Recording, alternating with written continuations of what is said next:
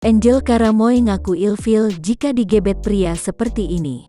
Nama Angel Karamoy mulai melejit saat membintangi sinetron populer Bidadari tahun-tahun 2003 sampai tahun 2005. Kala itu, Angel Karamoy menggantikan Marshanda.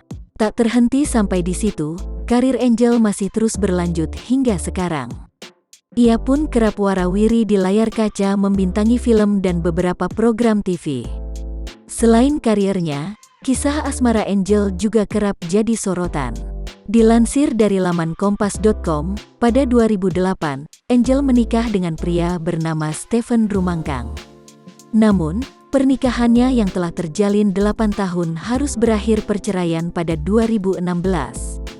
Masih betah menjanda, beberapa waktu lalu Angel Karamoy sempat mengungkapkan kriteria pria idamannya. Rupanya Angel Karamoy langsung ilfil jika didekati lelaki seperti ini loh. Angel Karamoy buka-bukaan soal pria yang menjadi kriterianya. Tak hanya itu, Angel Karamoy juga ungkap soal bagian tubuhnya yang sangat sensitif jika disentuh. Ia mengaku, sekali disentuh bagian tubuh yang itu, Angel Karamoy mengaku akan langsung merinding.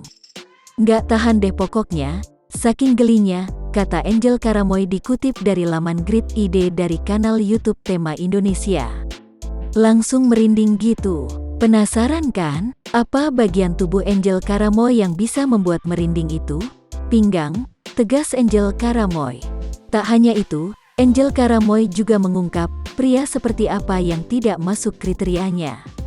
Ternyata, Angel Karamoy paling tidak suka dengan pria yang jorok dan tidak bisa merawat diri. Salah satu yang menjadi perhatiannya adalah kuku. Aku paling gak suka dengan cowok yang kukunya panjang, katanya. Apalagi ada hitam-hitamnya gitu. Ilfil, deh.